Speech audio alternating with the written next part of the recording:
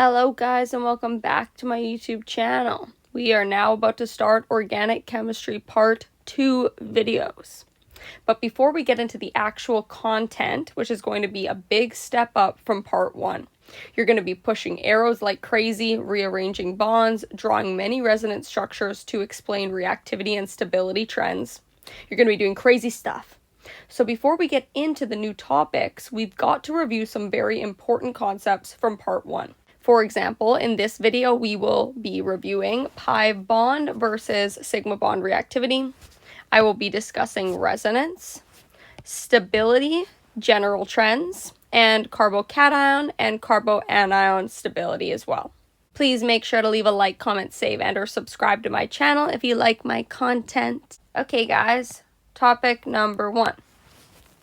We will be discussing pi bonds versus sigma bonds. The way I want you to think about a pi bond is I want you to think about something that is very reactive. So something that is very reactive would be non-stationary.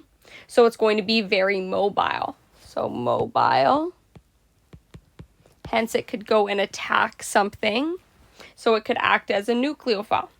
My professor in second year organic chemistry would always refer to pi bonds as river otters in the winter. In the winter, river otters like to slide down hills. So if this is your river otter, it likes to slide down hills. So they're very mobile, reactive creatures, just like the pi bond. Whereas sigma bonds, these are going to be less reactive and less mobile, so less likely to move and attack something, for example, an electrophile. And you can think of sigma bonds as musk oxens. Now, musk oxens, these are very big creatures, so it takes them a lot of effort to move around. So therefore they are stationary and they're less likely to attack something or go and slide down a hill in comparison to the river otter. So takeaway message is pi bonds are reactive. River otter. So this brings me to topic number 2. Let's put this into action. So let's say you see a pi bond in a structure. For example, let's look at benzene. Here there's not only one pi bond, but 3 pi bonds. Pi bond number 1 in blue, pi bond number 2 in pink, and pi bond number 3 in green. So you have 3 reactive river otters that want to have fun with their friends and slide down hills in the winter. Hence, they want to hang out with one another. And in organic chemistry, pi electrons hang out with one another via resonance. So let's hypothetically label all the carbons a part of the benzene ring. We would label 1, 2, 3, 4, 5, 6. And this is going to be arbitrary. This is just so I can communicate with you which carbons I am referring to. And right now we can say that there is a pi bond between C2 and C3. There's also a pi bond between C4 and C5. And there's a pi bond between C6 and C1. But is this true all the time?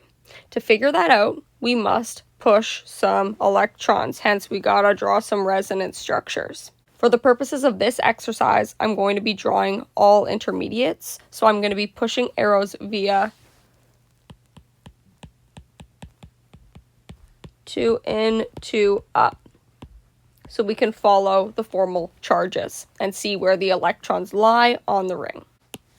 So let's start at carbon number 2. Hence, we're going to push the electrons between carbon number 2 and 3. 2 electrons in the pi bond. Going to go 2 over in between 3 and 4. and then the 2 electrons by consequence in between 4 and 5 are going to go 2 up. So we just pushed 2 in, 2 up. And we can draw our first resonance structure, where the pink electrons moved in between 3 and 4, and the 2 green electrons moved up onto carbon 5, and the blue electrons stayed put. Relabel the carbons. Now there is a pi bond between carbons 3 and 4, and a pi bond between carbons 6 and 1. And there is a negative charge on carbon number 5, but we're missing one formal charge. Let's take a second to think about where it could be. It would be on carbon number 2, because the electrons flowed away from carbon number 2. If we think of the electrons as little species flowing down a river, we can see the electrons were pushed towards carbon number 5, meaning they were pushed away from carbon number 2. So carbon number 2 lost electrons and will become cationic, whereas carbon number 5 gained electrons and becomes negative. In other words, the acronym that I use for this is LEC-GEN. Lose electrons become cationic, gain electrons become negative. And this is with respect to the flow of electrons, where the back of the first arrow, that species will become positively charged, hence the LEC, and whatever species has the head of the arrow will become negative when we're drawing these resonance structures. Without further ado, we can draw another resonance structure. I'm just going to copy and paste the ring. The arrows I'm going to push now start at carbon number 5, and I'm going to push those 2 electrons on top of carbon number 5 in between 5 and 6 via 2 in. And then the 2 electrons, the blue ones in the blue pi bond between 6 and 1, are going to go 2 up onto carbon number 1. So those 2 electrons now are in between 5 and 6. And then the 2 blue electrons are going to be directly on top of 1 now. So now we can draw our final resonance structure. Carbon 1 has excess electrons, it is negatively charged. And carbon number 2, right beside carbon number 1, is in an electron deficit. Hence, we can draw one arrow, a 2 in arrow, to get our final resonance structure. There was no 2 out this time or 2 up, because carbon 2 was already in an electron deficit. Our final resonance structure will look like this. And if we label our carbons in the exact same fashion as we did throughout all the resonance structures, 1, 2, 3, 4, 5, 6, we can see that the pi bonds are now in between. Pi is in between 3 and 4. The green pi is in between carbons 5 and 6, and the blue pi bond is in between carbons 1 and 2. In comparison to the beginning, where the pi bonds were in between carbons 2 and 3 for pink, 4 and 5 for green, and 6 and 1 for blue. So if the pi bonds in the first structure were in between the opposite carbons in comparison to the end, doesn't that mean that a pi bond is like in between all of the carbons? The answer is technically yes. We're going to call this delocalization. And that is why sometimes you will see benzene drawn like this. The 6-membered ring, and you're going to have a circle in the middle of the ring, where the circle represents the fact that because we can show with our resonance structures that the pi electrons can exist between all of the carbons, that technically these electrons are just evenly distributed throughout the whole structure. In other words, the electrons are delocalized over the entire structure. All the river otters are hanging out with one another. They're all at a party sliding down the hill in the winter. And when this happens in organic chemistry, we're going to be able to call this compound aromatic. So benzene is going to be an aromatic compound. But we're going to further discuss aromatic compounds in a separate video. Once again, this is just an introduction to the idea of delocalization and aromaticity. Which brings me to our third topic, which is discussing stability. Takeaway message right off the bat is a stable compound is unreactive, whereas an unstable compound is going to be very reactive. So what does this mean? So what does this actually mean though? Let's start off by looking at a compound that is unstable. For example, CH3 minus. In this compound, we have a negative charge on a carbon atom. It does not like this. Well, why? There's two reasons. One reason is that it has to bear this charge all by itself. There's no other atom that it can share the charge with. Hence, this charge is localized. Charge is localized. Meaning, we could not draw a resonance structure, which is what delocalizes a charge. So this charge is localized on one single atom. And number two is the charge is on a carbon, and carbon is not electronegative, hence it hates having this negative charge. So C atom is not electronegative. So let's compare this to another carbon with a negative charge, but on a different structure. So this would be an unstable and reactive. Let's compare this to a carbon with a negative charge that would be still unstable, but more stable than the last example.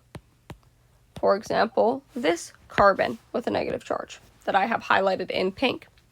Yes, we still have a C atom that is not electronegative with a negative charge, so isn't it very unhappy and unstable, hence reactive? Well, yes, but we can delocalize the charge via 2 in, 2 up, and we can draw a nice resonance structure, where half the time, relatively, the other friend, the other carbon, shares that negative charge. So 50% of the time, relatively, the negative charge isn't even on the original carbon. It's actually hanging out on its friend. So since the negative charge is technically occupied, you can think that it's being exchanged like a hot potato between these two carbons. It is less likely to attack some delta plus / positively charged thing because it's occupied. The negative charge is being thrown between two friends just like a hot potato. Whereas this negative charge on the CH3 minus is localized only on that carbon atom. It's not being thrown around like a hot potato at a party with some friends. It is just only on this carbon. So at any moment in time, it can go and attack something that is delta plus or positively charged. Hence, it would be reactive and a very good nucleophile. And this concept, believe it or not, is going to help you get through every single question in this entire course. The final takeaway is stable, hence unreactive, means one, if you can draw resonance, and then unstable and reactive compounds,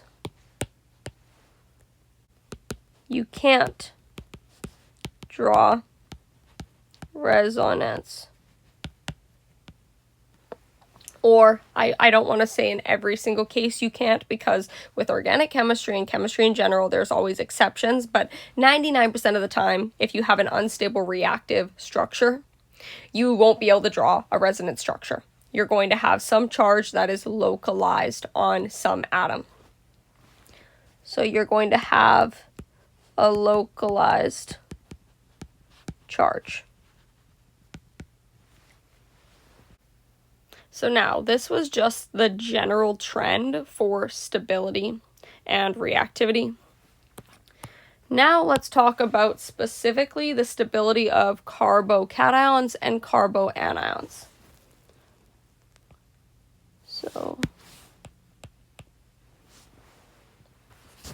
So now we're going to talk about specifically the stability with respect to carbocations and carbanions. And carbocation stability trends are always with respect to the amount of alkyl groups attached to the carbon with the charge. And the same goes for carbanions. And this concept needs to be nailed in your brain prior to this course. So the trend goes as follows. If you have some carbon with a charge that is attached to 3 alkyl groups, so 3 different alkyl groups, it doesn't have to be a CH3, it could also be a CH or a CH2, we would call this 3'. If you have a carbon with a positive charge, or any charge, and you have 2 alkyl groups attached to it, it would be referred to as 2'.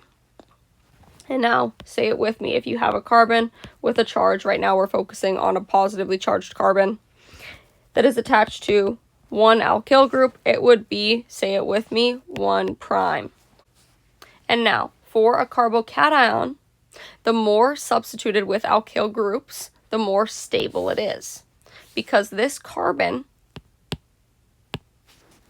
is in an electron deficit. E- deficit. Therefore, it wants electrons. And what these CH3 groups do is they act as little electron gun throwers, and they throw electrons, hypothetically, in the direction of the carbon with the positive charge. So this is a stabilizing effect because opposites attract. So you are filling the electron deficit. So this is a very stabilizing effect.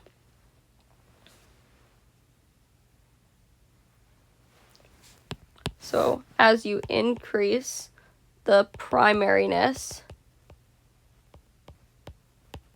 of the carbon, you're going to increase the stability. And this is for carbocations.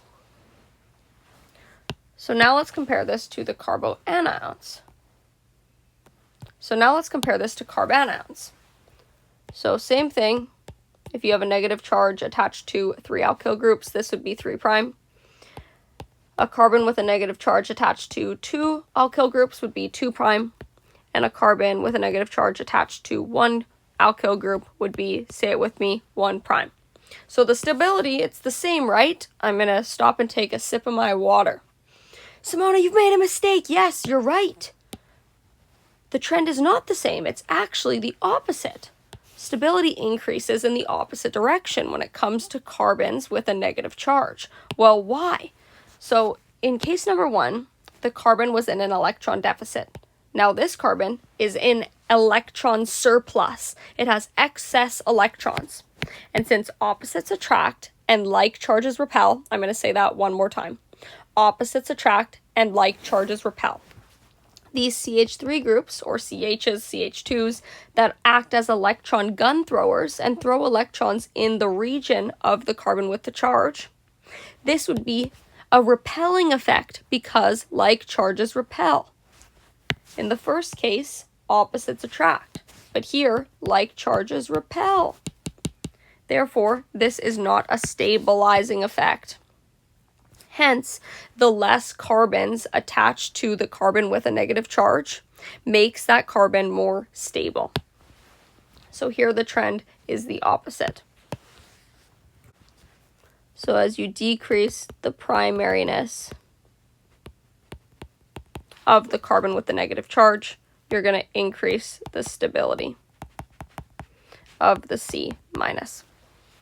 So the less alkyl groups, the better for carbons with a negative charge.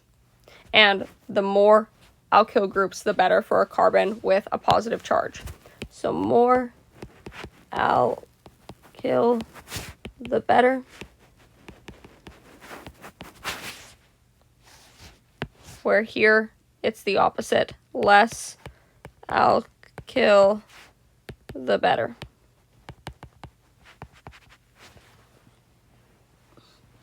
That's it, that's all. Alright guys, that is it for my first video of the term. I hope this video helped refresh some concepts prior to getting into the material. And make sure to leave a like, comment, save, and or subscribe to my channel if you like my content.